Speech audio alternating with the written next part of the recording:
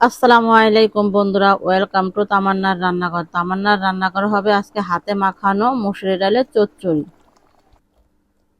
ডালটা ধুয়ে আমি পরিষ্কার করে পেঁয়াজ কুচি, রসুন কুচি, কাঁচামরিচ, হলুদ, মরিচ, ধনিয়া, টমেটো, স্বাদ মতো লবণ, সরিষার তেল দিয়ে আজকে আমি ডালটাকে চচ্চড়ি করব।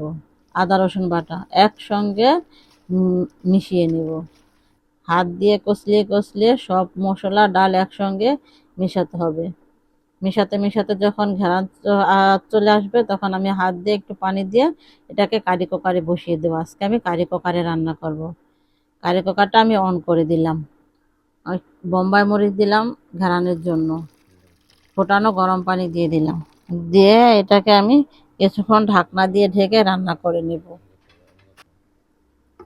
যদি ভিডিওটা ভালো লাগে লাইক কমেন্ট শেয়ার করে দিবেন।